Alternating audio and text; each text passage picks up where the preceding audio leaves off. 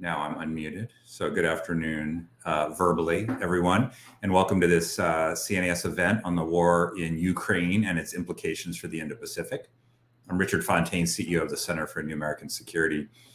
Until recently, there was a wide bipartisan consensus in Washington that China, not Russia, represented America's greatest national security challenge, and that Asia, not Europe, was the region in which this century's fortunes would be determined. And the long-delayed pivot to Asia was going to recognize those realities as the United States devoted greater attention and resources to the Indo-Pacific. Of course, Vladimir Putin's brutal and unprovoked invasion of Ukraine has upended this approach, or at least put serious pressure on it. Now, Washington must deal with revisionist great powers in two regions, while, of course, the Middle East still demands attention. And many observers have voiced concern that the war in Ukraine may jeopardize U.S. commitments to sustained engagement in the Indo-Pacific, create openings for actors like China and North Korea to go further in pursuing their own interests in the region, potentially even put strain on the unity of the Quad after India joined China in abstaining from voting on a UN Security Council resolution to condemn Russia's invasion. So there are a number of implications, the outlines of which I think are only starting to become perceptible for the Indo-Pacific region based on the war that Putin has waged and launched in Ukraine. And so to discuss the implications of that, we have four experts with us today. Ashley Tellis is the Tata Chair for Strategic Affairs and Senior Fellow at the Carnegie Endowment for International Peace. Tobias Harris is Senior Fellow for Asia at the Center for American Progress. Lisa Curtis is Senior Fellow and Director of our Indo-Pacific Security Program at the Center for New American Security, and Jake Stokes is a Fellow in the Indo-Pacific Security Program at CNAS. So welcome to the four of you. I'll get the conversation started, and as folks tune in and have questions, please go ahead and put them in the Q&A box, and we'll try to get to as many of those as we can. But thanks to the four of you for joining us. And Ashley, maybe I can start with you. I believe you were at NATO when all of this began, and you were talking not about Russia, but China. And of course, even just a couple of weeks ago, as I mentioned, China was top of mind, not only in the United States, but increasingly top of mind in Europe as a strategic challenge. So what do you sense Putin's invasion in a state-on-state land war for the first time since 1945 in Europe does to the priority of the China challenge as Europeans construe it? Well, I think there are two dimensions to that question, Richard. The first is it impacts our vision of how we see our own role in the world. And if we take our role as a superpower seriously, as a power that is committed to maintaining a global liberal order, then the short answer is that we can't choose, that we have to be able to both manage the security challenges that have now become clear in Europe, at the same time as we orient ourselves for dealing with the challenges of China and the Indo-Pacific. And so that is something that we will have to think about and figure out how we manage. And if we don't do it right, then I think our status as a superpower itself becomes open for debate and question. The second half, of course, is the impact in Europe. It took a long while to get the Europeans focused on the challenges that China poses to the international system. And in recent years, the Europeans came very close to recognizing that, even calling China as a systemic competitor. What the Russian challenge now means for that slow reorientation in the European response, I think still remains to be seen. My expectation is that, for understandable reasons, they will be drawn more and more towards managing the problems on their own periphery, and that is Russia first and center, and really rely on the United States, to pick up not only the backup role vis-a-vis the Russians, but increasingly to take the lead in the Indo-Pacific with probably a more diminished European response. Ashley, let me just follow up. So So you're essentially saying we've got to do two things at once. And the Washington phrase is usually, well, of course, superpowers can walk and chew gum at the same time. But that is also to sort of dismiss some of the challenges that go along with the walking and the chewing the gum, because you're talking about national security resources spread across two vast areas at a time when the two powers that are trying to be dealt with have a significant amount of power. So do you have a sense of what that might actually look like in practice compared to what it might have looked like 2 or 3 weeks ago, when China was the pacing threat for the Pentagon, and it was the centuries-long challenge, according to the Secretary of State and according to the President? We had this period of extreme competition with China that's going to be the top priority of U.S. foreign policy. What do you think this actually looks like in practice if we have to sort of deal with both of these simultaneously? Well, the first thing I think it involves is that we need a reorientation of our own mental maps, right? We were quite comfortable thinking of the Indo-Pacific as the primary, sometimes veering almost as the exclusive theater that we needed to pay attention to. We're simply not going to be able to do that. And if we fail, I don't think the Europeans will succeed in managing the Russian threat independently either, right? That's the important thing to keep in mind. So it's not as if the US has a choice and, in sort of leaving the European theater to our European allies alone. We have to do both. So the first is a mental reorientation in terms of, just our mental maps. The second is there are going to be resource implications. And I don't think we have yet come to grips with the resource implications of what this entails. But those are coming. And they're coming at a particularly difficult time because, the Biden administration in particular is very focused on renewing the internal social compact, very focused on a large-scale domestic expansion, of the welfare state and so on and so forth. So how all these balls are going to be juggled, I think are going to be issues that we're going to have to struggle with, in the months, if not years ahead. Jake, let me go to you. I know you've got some thoughts on the trade-offs for Europe with respect to China and Russia, and also be interested whether you share broadly Ashley's conclusion that we can't sort of just leave the Russian threat to friendly locals in Europe to work out while we pay attention to the bigger challenge in Asia. We do need an American role and presence in Europe to manage that alongside our European allies, who hopefully are more capable over time.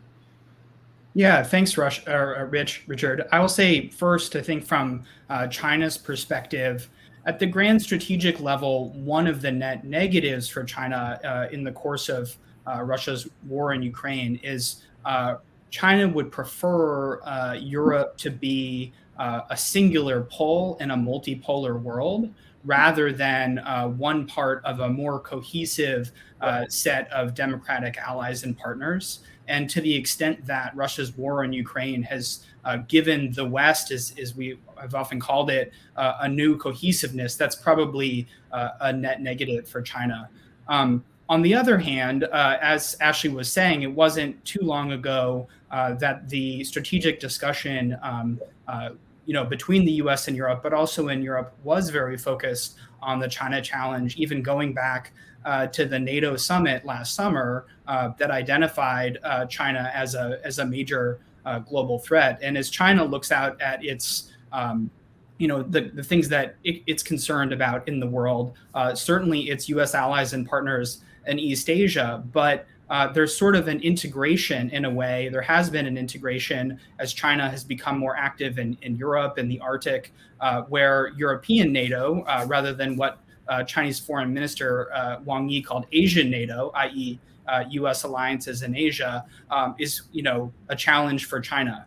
And you compare that to this week with EU High Representative Joseph Borrell calling for China to act as something of a mediator between Russia and China. That's a very different set of strategic circumstances for China. So it's not all upside, but I think there is something of a benefit.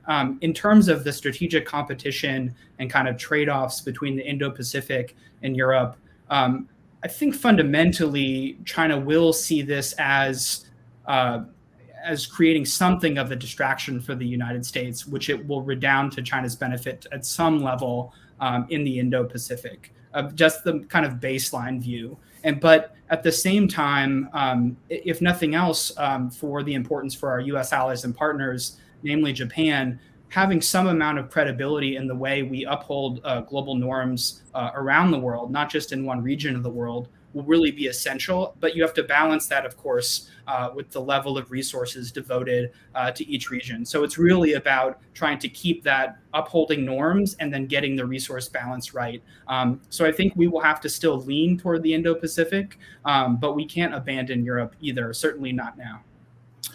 Lisa, let me go to you on the India question. So India has raised a few eyebrows in Washington and elsewhere, presumably, by voting not to condemn Russia's actions at the UN, but rather to abstain. So the same position that China and other countries have taken, different than the other 3 members of the Quad who all voted to condemn China's actions. And has declined to participate in the sanctions that, again, the Quad members and many others have put into place. So why do you think this is the position that India has taken on this?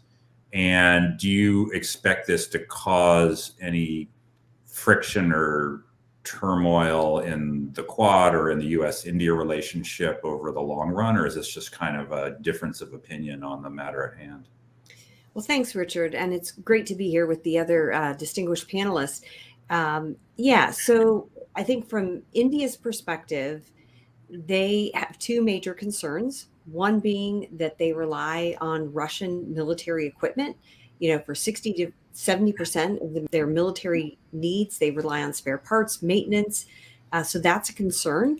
And particularly at this time in the springtime, as the snows are melting and China could choose to put pressure on India's border. We saw nearly 2 years ago with the 2020 Gawan border crisis, the first time ever you had loss of life in an India-China border clash, 20 Indian soldiers dying in that clash. So India has real clear and present concerns. And so, the last thing they want is to go up against Russia and get into some kind of border crisis with China, and then Russia cuts off military supplies. So that's India's perspective. So there are real concerns there.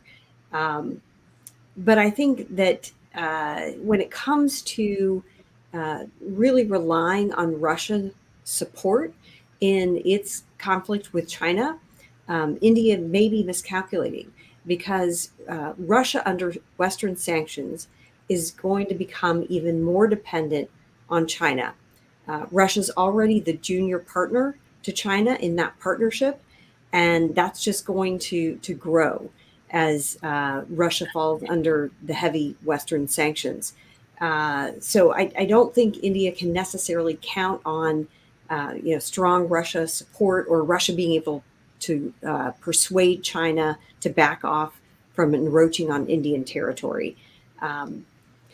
But I think that what we've seen from the administration is, a restrained reaction to India. And I think that's because the U.S. does see the most important long-term challenge coming from China, coming from the Indo-Pacific, and it's relying on India playing a strong role in the Indo-Pacific, and it's relying on the Quad. If you look at the White House Indo-Pacific strategy, which was released February 11th, just 1 week after the Russia-China manifesto was issued, it's clear that the Quad is going to play a central role in the administration's Indo-Pacific strategy. So I think, the idea is that if we can see India playing a strong role in the Indo-Pacific, that makes it easier to, accept its very controversial stance on Russia.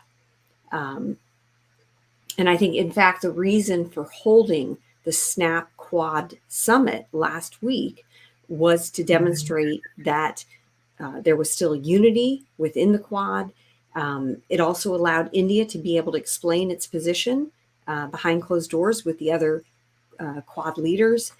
And it allowed them to publicly highlight that they all remained committed to the Quad grouping, despite these differences over Russia. So again, I think that the administration is taking the long view. It knows India will be important against the greatest long-term challenge, which is China. And so it's been willing to not be overly critical of India's position. However, when it comes to the sanctions waiver for India's purchase of the Russian S-400 missile defense system, I don't think there are any real guarantees. Even before Russia's invasion of Ukraine, the administration had not decided whether they would in fact issue a waiver for India. And certainly I think that's become a bit more difficult. Our congressional leadership will have an opinion on the matter. So that could be more difficult for India to obtain that waiver for its purchase of the S-400. In just a minute, Tobias, I want to come to you on Japan. But just before I do, I want to go to Ashley on this India question too. If you have a view, so one, you generally agree with with what Lisa put forth as the motivation of New Delhi in terms of the position it's established, or is there also some kind of lingering non-alignment, stuff going on here too? And then also in terms of the U.S. reaction, I mean, should it basically be that, as the administration is very critical of China, the way it's voted to abstain at the UN. So it's bad when China votes that way, but if India votes that way, we kind of understand that, and it's okay. Well, there are several issues implicated here. Let me start with, I agree with what Lisa described as India's constraints, and those I think accurately reflect the calculations of the government of India in particular. I mean, they found themselves, the Modi government found itself between a rock and a hard place because it certainly does not like what Putin did. And if you read their explanation of the vote of abstention, they clearly convey their discomfort with what Putin did. Unfortunately, that discomfort was conveyed, I think, a tad too subtly. And therefore, the explanation was overwhelmed by the fact of the abstention itself, as one would expect. But there is a sentiment which is a little more disturbing, and you see that among many Indian strategic elites who have actually gone out of their way to finger the United States as essentially being the cause of the problem. By pointing out that we brought the Russians to this pass because of all the decisions we made with respect to NATO expansion going back many years. And the fact that we were unwilling to publicly declare that Ukraine was not a candidate for NATO membership. They wanted us to publicly declare that in the hope that, that might have given Putin pause. So there is clearly a sentiment in India that is, to be sort of, not to put too fine a point on it, quite anti-Western and quite anti-US at this juncture. And I think the Modi government really has to manage even that challenge as it goes forward. So they're not in a pleasant place. But I think what the Biden administration has done, as Lisa pointed out, is that it has not put much stock by way of consistency in Indian policy. So it's happy to live with the fact that India is committed to the rules-based order in the Indo-Pacific and, has been less than a vocal supporter of the rules-based order in Europe. I mean, that inconsistency, I think, has been digested for pretty much the reasons that Lisa laid out, which is there is a cold calculation that while we would have liked India to be part of the Western coalition condemning Russia, at the end of the day, India's relevance to the outcomes in Europe is marginal, whereas India's relevance to the outcomes in the Indo-Pacific is potentially substantial. And so I think the administration did not want to forsake the bird that they had in hand for simply a hypothetical benefit, lying out there in the bush. And I think it was the right call. Yeah, no, that makes total sense. Tobias, you've been patient, and I want to interrogate you on Japan a little bit. One, how much of a Rubicon do you think Tokyo has crossed in its reaction here? I mean, these sweeping sanctions, which is not always Japan's favorite thing to do, and not for something that is an acute threat to Japan. How do they kind of interpret this, and how much of this is prologue to what China might do in Taiwan and all this? And so maybe answer that, and then I want to ask you about Prime Minister Abe's nuclear sharing comments. Sure. So I put on Twitter the other day that that the Kishida government has now unwound basically 10 years of Japanese Russia policy in 10 days. That and you look back at 2014, there was real reluctance to sanction Russia. What you ended up getting, I mean, slap on the wrist would be a generous way of describing what the Abe government did in 2014. And there was a reason for it. If you look at their 2013 national security strategy, the section on Russia was all about opportunities for cooperation, seeing opportunities for strategic cooperation in the interest basically of reducing security threats in Russia and Japan's near abroad. Basically, recognizing that the military balance with China was changing. If China was a threat, that if they could find a way to reduce the threat that Russia might pose to Japan, if you could find a way to find new areas for economic cooperation, energy cooperation, basically finally reach a peace agreement and a territorial agreement, that all of that would improve Japan's security situation. And so you ended up really with Abe investing a lot of time trying to forge a relationship with Putin. They met time and time again. He was very quick to resume meetings after the annexation of the Crimea. And that was really the driving, the motive force for Japanese Russian policy throughout the Abe period and then into the Suga years. And even as of kind of the end of last year, Kishida was still at least paying lip service to it. That he wasn't giving really a definitive answer, but certainly hadn't signaled that he was going to break decisively with it. And I think right up to the eve of the crisis, it was really hard to know just how Japan would break. I mean, I wrote a paper in February suggesting the Biden administration shouldn't overlook Japan and South Korea, but I kind of soft pedaled the recommendations because I thought, well, it might not be exactly like 2014, but they do have a history of not necessarily wanting to do heavy sanctions. That has not been the case. I mean, they signed on, sanctioning the Bank of Russia, export controls, which, given, Japan's participation in that is, I think, a really big deal. Freezing Vladimir Putin's assets and other, Russian oligarchs in ways that they didn't back in 2014. You've had major assistance announced for Ukraine, both humanitarian assistance and non-lethal military assistance, so sending body armor for the Ukraine military. That's a really big step for Japan to take. And you basically, I think, have had essentially a declaration from Kishida that the Abe Russia policy is over. He said, we're not, that in these circumstances, we cannot negotiate with Russia about the status of the disputed islands in the Kuril Island chains that they've been disputing since 1945. We can't have those negotiations anymore. It's unfortunate, but we can't do it, the way things stand right now, that there's really not a path forward. So you're sort of in terra incognito as far as Japan's Russia policy is concerned. We don't really know where they go from there, but in signing on to all these sanctions and basically saying, we recognize that this has implications for our security. We have to stand shoulder to shoulder with the US and other G7 partners. Kishida has signaled that they're going to be doing something new with Russia. We just haven't quite figured out what that means yet.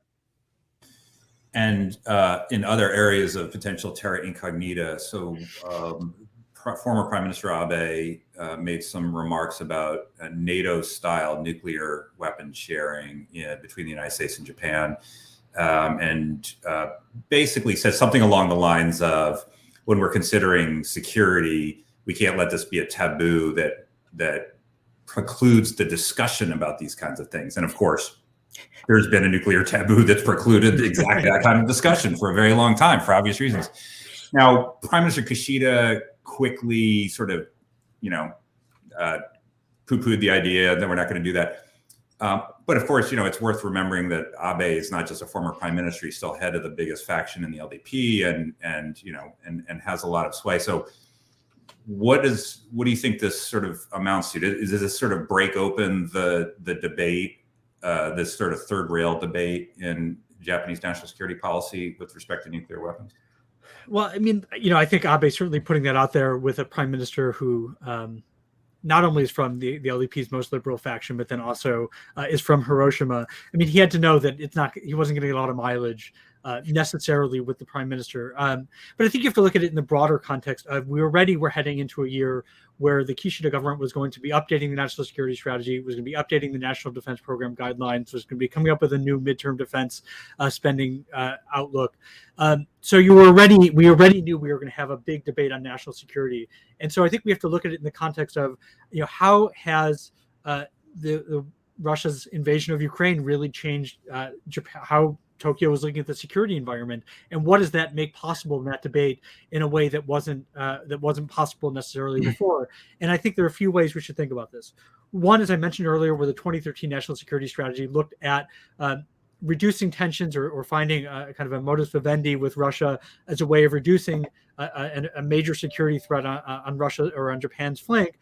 Clearly, you can't make that assumption anymore. So the question is, how does then that factor in sort of the overall outlook for what Japan needs to do to defend itself? So that's already, I think, there's going to be pressure from certainly from Abe. I mean, we were ready even before the comments about nuclear sharing. We were already sort of hearing arguments in that vein. So I think we're going to hear more about that. That Russia being a clearer threat to Japan means that we need to spend more. We need to be prepared to take on a more expansive role. So that's I think the first thing. I think the other question about what Abe was doing, is it a way of shifting the Overtone window, so to speak? That you had a prime minister relatively dovish. He's made some signs. For example, during the LDP leadership campaign, talked about maybe being open to Japan acquiring strike capability. There's been there was a big increase in defense spending and a supplemental budget last year. So he's been sending signals.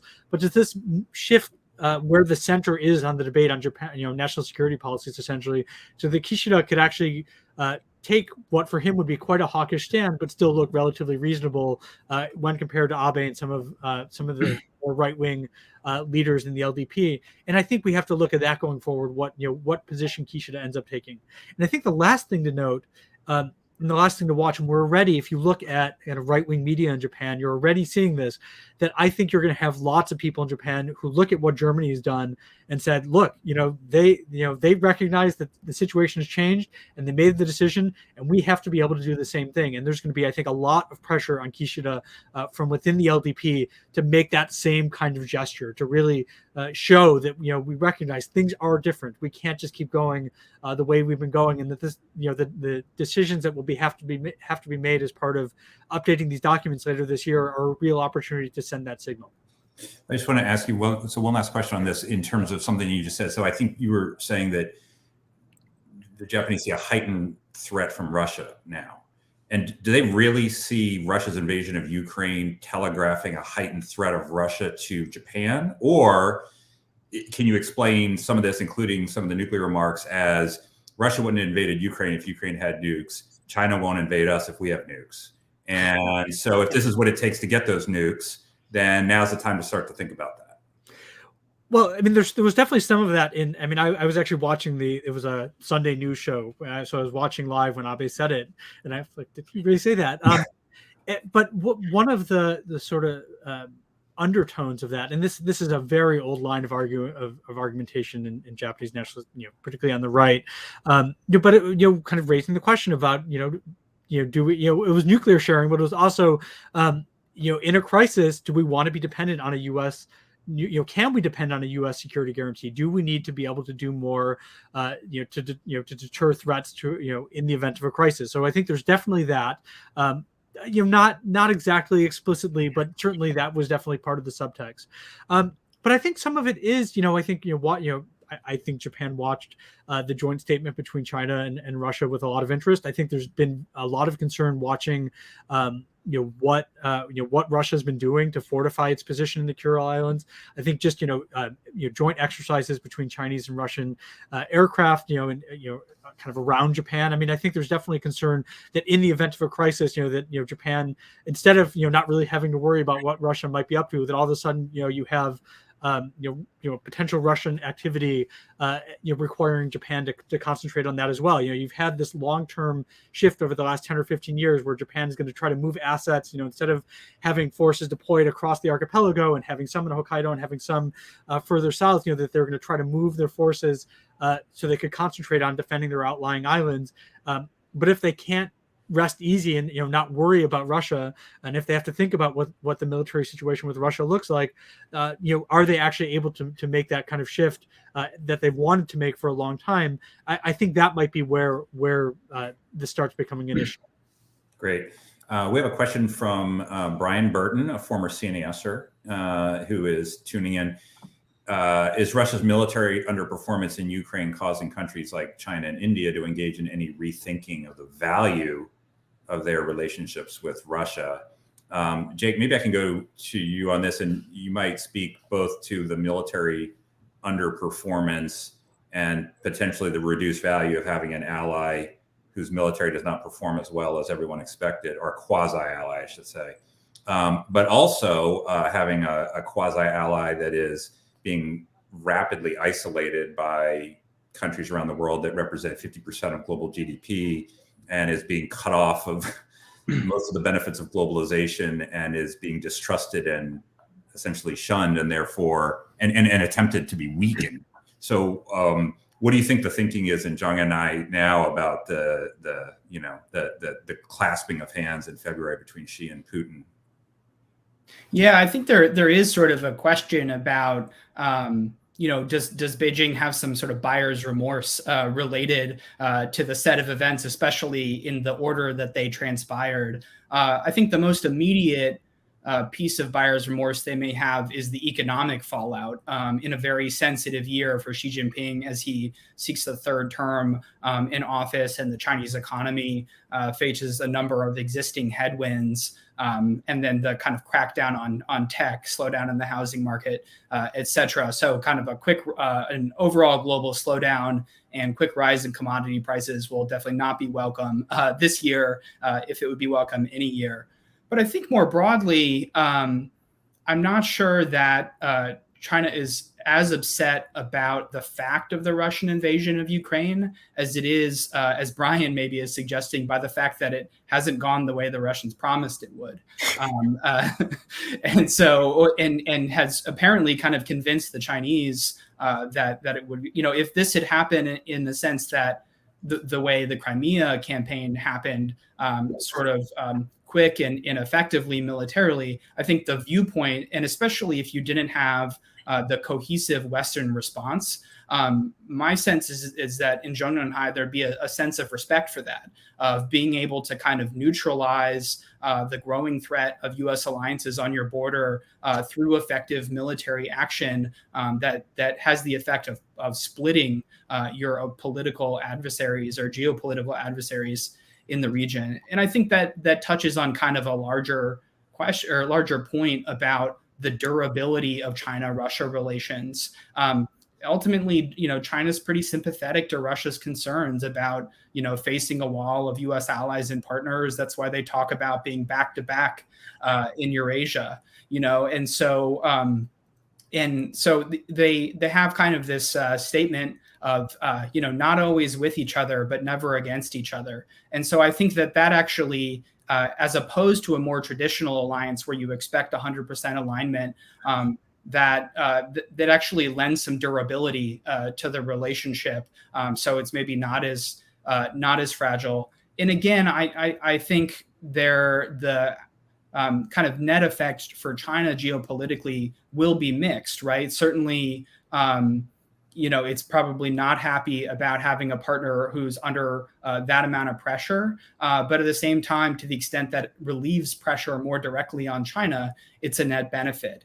In addition, in the post-2014 era, in many important areas, Russia's weakness is China's gain, right? Certainly, we saw that in energy, certainly to some extent in the technology sector. We saw a major gas deal signed when the two met at the Olympics, but we also saw, and more recently, that the two parties are undergoing negotiations for a much bigger deal that could have the effect of rerouting, basically laying the infrastructure to reroute European gas to China at presumably quite favorable prices for China. So I think the buyer's remorse is really about how it unfolded, not that China opposes Russia's strategic motivations for its actions. Lisa, what do you think about the India part of that question? I mean, irrespective of the votes at the UN so far and the decisions on sanctions, I mean, do you see this changing the relationship between Russia and India in a significant way over the medium run here? I don't think Russia's poor military performance would impact Indian decision making. I think the Indians are probably looking at what China's doing. Maybe if China's position shifted to being tougher toward Russia, India may slightly shift its position. But I think that, the other issue is the brutality against the Ukrainians. I think that is definitely going to be hard for India to sustain its position if the Ukrainians are getting increasingly brutalized in Russian attacks. If you see more attacks like I guess we saw today against hospitals or universities, that could definitely because that could impact the Indian public thinking. And that, India is still a democracy, so that could impact some of what the government's doing or its positioning. So that's something to watch for. And I think we wondered, India had 20 Indian students there studying, most of them studying medicine in the Ukraine. And when one of those Indian students was killed last week in an attack on Kharkiv by Russian missiles, there was question for a moment, would this make Indian public opinion shift, pushing the government to take a tougher position toward Russia? However, that did not happen. But what you saw is the government doubling down to work with Russia to get Indian students out safely. I think there are still several thousand there. But one thing to watch is if the Indian students do get out, would that allow more space for the Indian position to shift? Because, right now the focus is on trying to work with Russia to secure their safety. So, these are things that could impact India's position. They seem to have weathered the worst of it, abstaining in the UN votes. So they've gotten through that. And really, I think it depends on the course of the war now. And one thing that we didn't talk about either is that in the medium to long term, India may value the fact that it can get sophisticated technologies from Russia that it can't get elsewhere. And, it may value that now. But in the medium to long term, it's going to be more and more difficult for India to rely on Russian military equipment because of the sanctions. It's going to be more and more difficult for them to purchase the technology restrictions that are coming on Russia.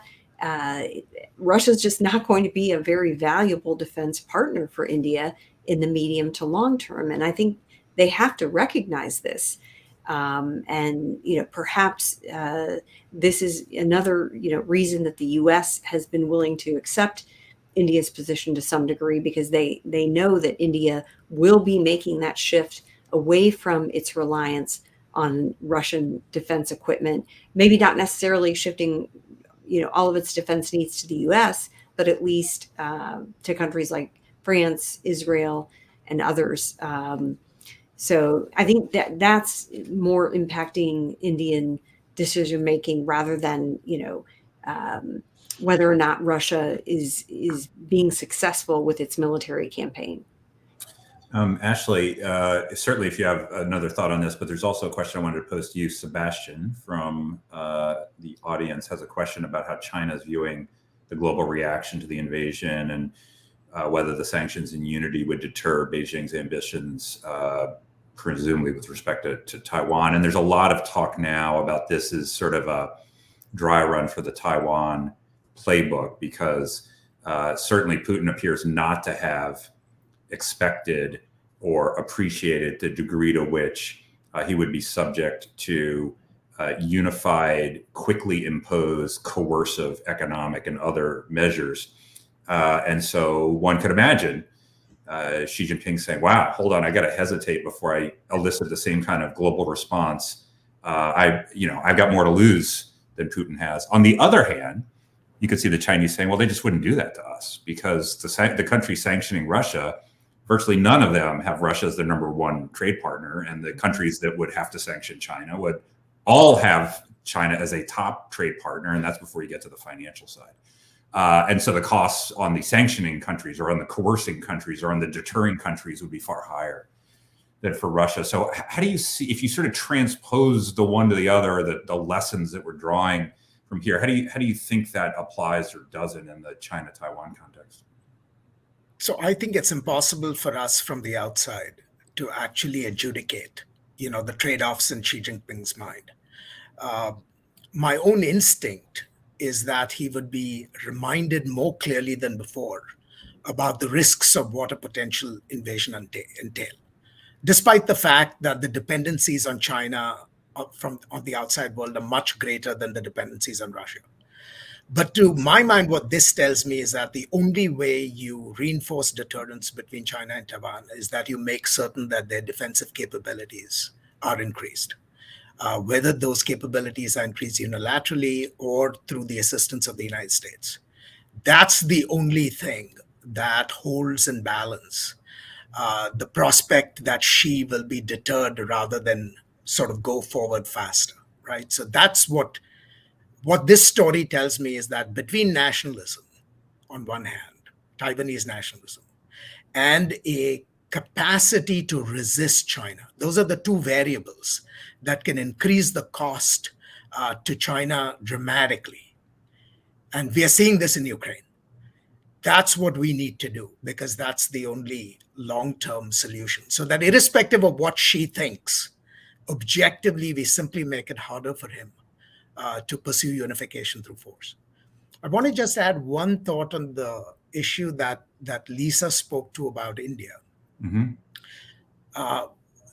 The Indians have to reckon with the possibility that the spares that they depend on from Russia are going to be harder to get, particularly as if the Russian military stays bogged down and has to dig deep into its own inventories. And if Russian production cycles are really undermined by the sanctions regime that is unfolding before our eyes, then India's ability to benefit from that, especially if there are secondary sanctions, I think the costs to India derivatively are going to be much higher than they anticipated when this entire caper began. So, India does not find itself in a pleasant place, but it's really torn because it wants to maintain the relationship with Russia in order to ease Russian dependence on China. And yet that is the one variable where New Delhi is actually weakest, because it has very few cards to play. Because if Russia has to trade its relationship with India versus the relationship with China, I think we all know where it will come down. It's going to come down in favor of the relationship with China, because that is so much more important. So India plays a weak hand and unfortunately will have even less to show for it. I would like the record to reflect the beginning of Ashley's wonderful answer, which one very, very rarely hears in discussions like this. What do we know about what is in Xi Jinping's mind? We can't say for sure. But here's how we should think about it anyway. So we need to put some of this in a brass plaque and hand it to you. I thought that was great. Instead of saying what she wants is, I know definitively. Well, if I knew Richard, I would be picking stocks for your retirement account, and you don't want me to do that. I promise you. Exactly. Let me go to Jake on the Taiwan question, and then Tobias, maybe you can come in on Japan's position on Taiwan and the sort of lessons it's drawing here too. So Jake. Yeah, thanks, Richard. I think, pursuant to what do we know about Xi, one thing that we have seen about what Xi and his inner circle know about the world is that there's probably some ideological blinders and or confirmation bias going on in how they assessed the likelihood of Russia's intervention in Ukraine. So, just sort of bracket that issue. But what they know and how they're interpreting global events is a major factor. What one takeaway should be for Beijing is that wars are hard, and that even a country that gets to start one at a time and place of its choosing doesn't ultimately get to control the outcome. And so this will be perhaps even more true for the PLA, China's military, than it will be for the Russian military, because the PLA hasn't fought a war since 1979. And so there are some real questions about real world sort of combat power. And in concrete terms for Beijing, a war in Taiwan could, in the best scenario from their perspective, result in a victory and kind of solidifying Xi's vision of a great rejuvenation of the Chinese nation, or perhaps more likely, it could be a disaster that shakes the foundations of CCP rule, or at least Xi's rule, as it's shaking the foundations of Putin's rule in Moscow. And so hopefully the war in Ukraine puts more focus, sort of as Ashley was saying, on that downside risk of aggression. Because I think the sense was in recent years, there's been a lot of focus on the potential upsides and diminution of the potential downside risk in Beijing. In terms of the military sort of takeaways, I think one thing we can know is that both the CCP, the Chinese Communist Party, and the PLA are learning organizations, right? And they went to school to counter the American way of war they saw in the Gulf War, in Bosnia, in Kosovo in the 1990s. And they're going to look at this war in Ukraine, and they're going to go to school on that too, and try to figure out what the mistakes Russia made and how to avoid them. And they're also going to go to school continue to go to school on the sanctions regime and other types of restrictions, such that if it does come to pass where a Taiwan contingency comes up or they decide to do it, they want to be ready for the mistakes that Russia made. So I think the flip side of that higher focus on the downside risk is the potential to see this as a dress rehearsal that one can learn from and gain confidence going forward. So I think that's an additional risk potentially in Beijing's mindset as they look at this, what this conflict means for their ambitions towards Taiwan. Great. And Tobias, how is Japanese leaders thinking about Taiwan in light of Ukraine? Well, a couple of things to say. I mean, I think first, when you looked at the debate kind of during the run up to this, kind of what newspaper editorials were saying, what Diet members were saying, clearly, what sort of example, if Russia were to invade without really paying any cost, what sort of example that would set for China? Clearly, that was a motivating factor in seeing the kind of response that we've seen from the Kishida government. I mean, I think the differences between 2014 and 2022 in terms of how the Japanese government is looking at the military balance and what sort of message it would send if Russia was able to invade without paying a price. I think that clearly weighed on the mind of Japanese decision makers. I definitely think it was a factor. And I think, it's too early to say what exactly this is going to mean for Japan providing support to Taiwan. But we've definitely seen in the last 2 years or so, clear steps by the Japanese government moving closer towards Taiwan, being more explicit about providing support in various ways. Of course, Abe is at the center of this debate as well. And, not too long ago, actually, it was the same TV appearance. He was calling on the U.S. to end to end all ambivalence about supporting Taiwan and to be very clear about supporting Taiwan. Previously he's been calling for the Japanese government to be more explicit about being involved in this role. There's been a lot of reporting about Japan and the U.S. Have military plans for what it would do in the event of a Chinese invasion of Taiwan. And so this is going to be, I think, just another impetus, another push in the direction of strengthening those ties. I don't think we're going to get a new declaration of a Japanese Taiwan policy tomorrow, but this is if there was any inertia, and I think there were concerns at the start of the year that because it's an anniversary year for Japan's relationships with the PRC, that you might have attempts to fix that. I don't necessarily think you're going to see that kind of focus. I think that the push towards finding ways for Japan to help Taiwan, both in peacetime and also in the event of a crisis, I think we're going to continue to see the Japanese government look for ways to do that. Great. Lisa, one area we haven't talked about is Southeast Asia and the ASEAN countries. Have you seen a reaction or lessons here for how they're thinking about China, or for that matter, for how they're thinking about Russia, which has stepped up its engagement here and there over the past few years with ASEAN? Yeah, Russia has definitely tried to step up its engagement in Southeast Asia to some degree. Trade levels are still very, very low, about 20 billion total trade from Russia with Southeast Asia compared to the US, 360 billion, China, 640 billion. But they do provide some military equipment to some of the Southeast Asian states. They provide a lot of support to Myanmar, to the junta there, especially since they took power last year. But I would say that the response has been varied among the different countries, but as a whole, as is per usual, the ASEAN statement was really pretty weak. The ASEAN statement basically called for dialogue, called for a ceasefire, but it didn't mention Russia specifically. It didn't mention the word invasion specifically. But the country that I think deserves a lot of praise and that has had a very proactive response is Singapore. Singapore, made a statement. The foreign minister delivered a statement on February 28th to the parliament stating that its intention is to act alongside the like-minded partners to impose sanctions and restrictions against Russia. And the foreign minister went on to say that a country like Singapore, a small country, must stand up for the principles of sovereignty and independence, lest its own right to exist will be questioned.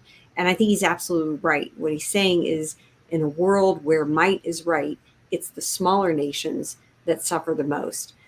So Singapore definitely deserves praise.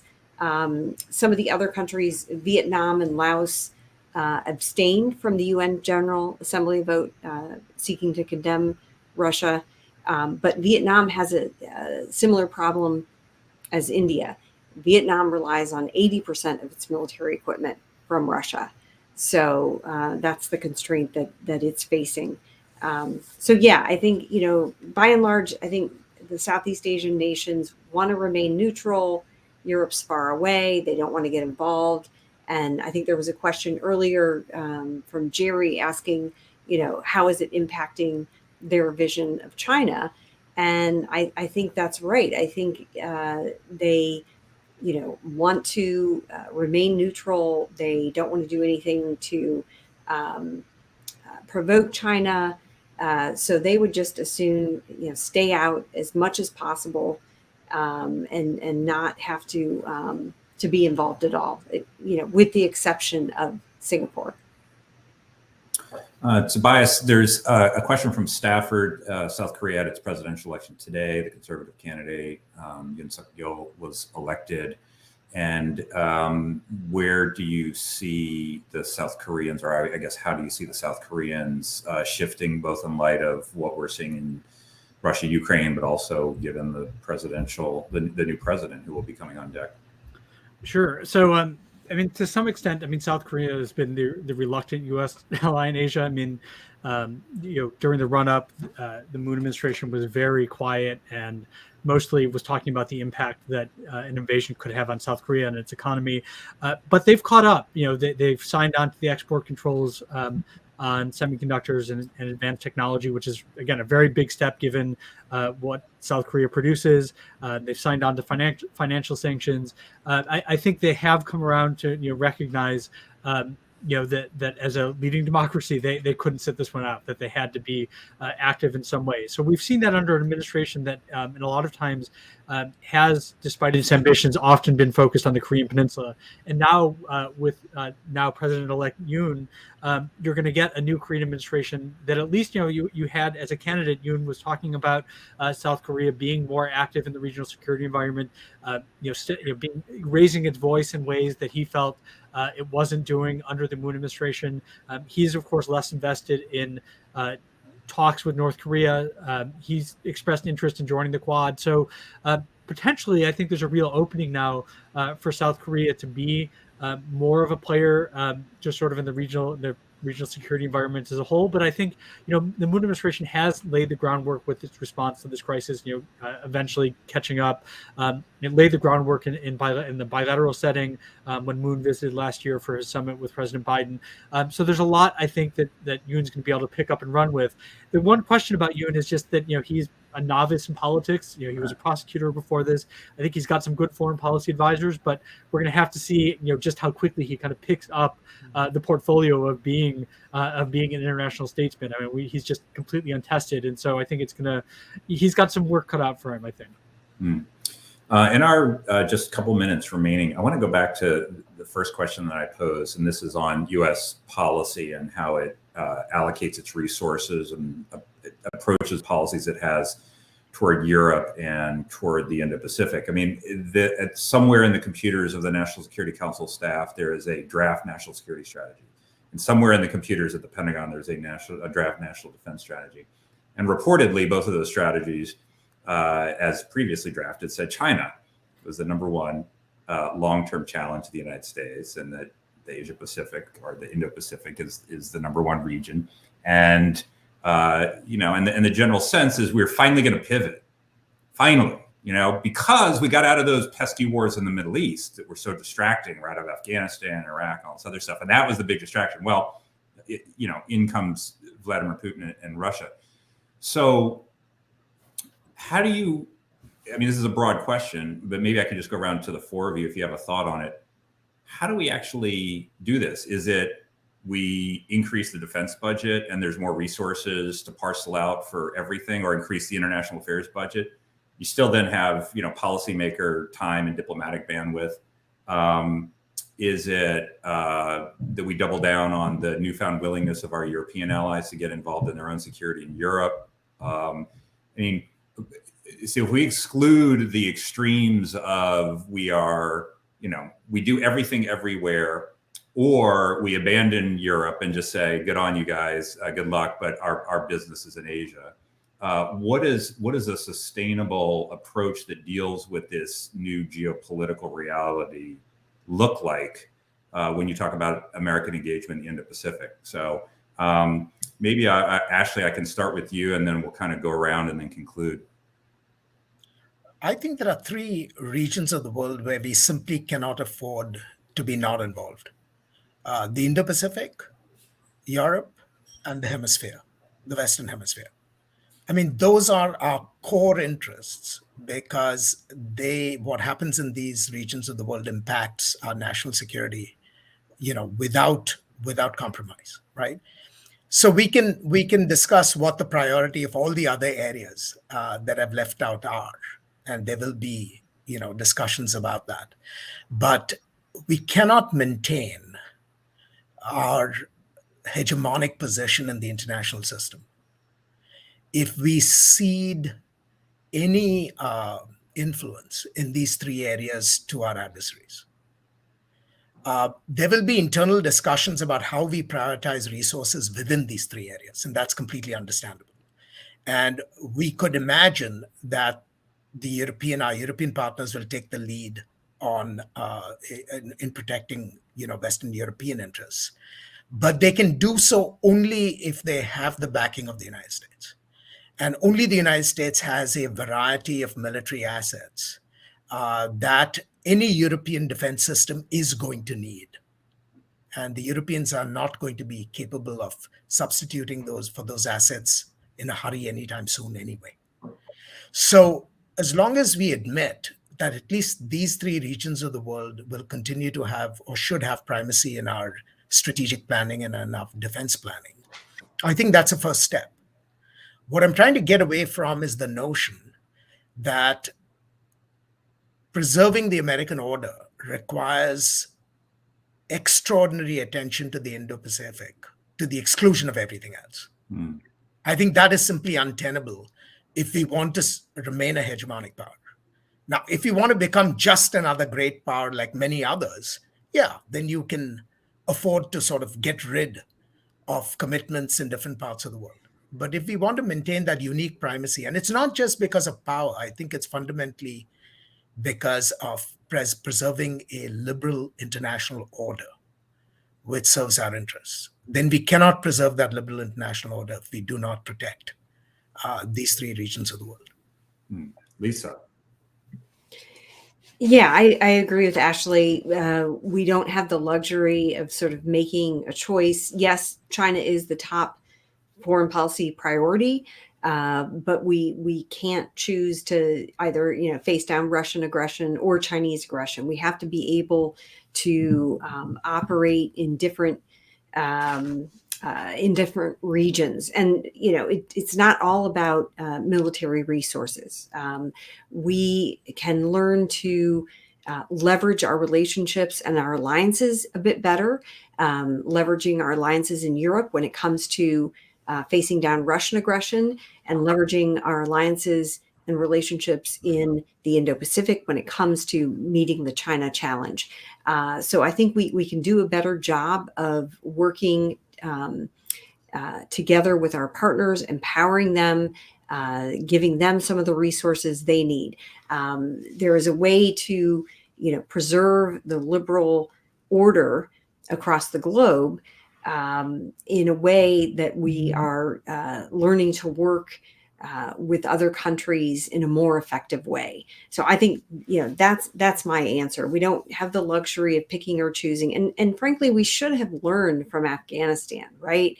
There was this whole desire just to completely turn our back on Afghanistan. That didn't work. And what we see is if we really are in this stiff competition with China, if we withdraw from other parts of the world, China's going to take advantage of that.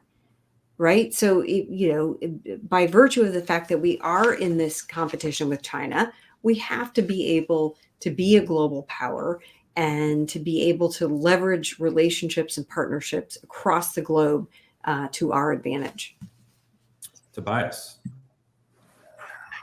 I think, well, I mean, I think there's the military balance question, but I think, there's also, when it comes to, the U.S. being present in Europe and in Asia. I mean, I think we have to remember that in Asia, the competition is as much about the economic order and the future of how is the region growing and who's financing its growth, particularly of middle income Asia, and that really is where the competition is. I mean, yes, there's the military balance. Yes, there's questions about the long term future of Taiwan, and we can't forget those. But ultimately, I mean, I think we have to remember what U.S. engagement in the region has to first and foremost be. And thankfully, I think the Indo-Pacific strategy that was released just before the invasion, I think reminded where the bulk of it was about political and economic engagement, with military engagement part of that, and that ultimately I think so we actually can do lots of different things. Yes, I think we have to be part of the military balance in Europe. I don't think we can walk away from that role, certainly not on a shorter time horizon, but that shouldn't preclude us from also being involved politically and economically in Asia, and then also looking to our partners more on the military questions as well. And I think, to the extent that we can, I mean, using this crisis as a wake-up call for partners like Japan, to really start thinking about what the military balance looks like and what can you do to help shift that in favor of the allies, in favor of those who want to uphold a liberal order. And so in that way, I think there really are opportunities about this, coming out of this crisis that could strengthen the U.S. or really the U.S. multilateral position, in the regions that Ashley identified really as the most critical regions. And Jake. Yeah, so I agree with almost everything that's been said so far. I would just add, I think the emphasis on consolidating the core alliances and partnerships, especially with fellow democracies, in Europe and in East Asia, really has to be at the heart of this strategy. For a long time, one, that is essential for sustaining and keeping the world safe for democracy at home, which should be a central focus of our foreign policy, if not the most important goal of that and keeping Americans safe. But secondarily, too often those alliances and partnerships as groups have been less than the sum of their parts. But if you add them up, and you can make them, ideally more than the sum of their parts, but at least equal to, if you've got the European Union working on these technological and trade standards, then you've got the world's largest economy. Right, even bigger than China. If you have the kind of tech democracies working on tech standards, then you can maintain that sort of primacy, or at least situations of strength, right, going forward. So I think it's really about keeping that kind of core set of democratic allies and partners, and then using that as an example of the kind of world order we want to build and sustain that can be competitive with China over time, but also that can outlast what is probably ultimately a pretty fragile, authoritarian system in China. We'll see how long. I don't think we shouldn't pursue regime change, in my view, in China as a goal. But I think in terms of a race who can maintain their system longer, I would bet on the democracies if we're really focused on sustaining our core advantages. It seems to me, just as a closing thought, that there's one other potential wake-up call here, and that is for the West, which I would define broadly to include the countries in the Indo-Pacific that we're talking about, to discover how much power they have, how strong they actually are. I mean, a revisionist China that is putting pressure on the liberal international order is a very formidable challenger. When it adds to its sort of alignment, Russia, it is more formidable still. We are seeing, and we have seen over the past 10 days, how that still pales in comparison to the West working in unity. The West working in unity represents over half of the world's GDP. China's, a big percentage, but not anywhere close to that, and not when you add to Russia. Add all the military capability, way above this. They were able to bring the Russian financial system to its knees and produce a near default in days. The problem hasn't been a lack of power. It hasn't been a lack of capability. It hasn't been a lack of underlying strength. It's been a problem of common action. And this is showing in this horrible tragedy what could be possible if countries are willing to work together in defense of the basic rules, like you can't look over to your neighbor's territory and decide you would like to have some of that, and you're going to go in with violence and take it. Like, that doesn't work anymore. And those are the kinds of things that have now stirred the West to the defense of those kind of rules and the preservation of that order. And if it can find it within itself to continue to act, then, there is an opportunity here that may not have been fully realized even 2 weeks ago. So thank you all for joining. This has been a fantastic conversation. Ashley Tallis, Tobias Harris, Jake Stokes, Lisa Curtis, everybody who joined us today, thank you so much. We'll be back with more events such as and discussions about the war and its implications and so forth. But this was a very important one, and we're grateful for your time and insights today. So thanks very much. Thank you, Richard. Take care, all of you. Thank you.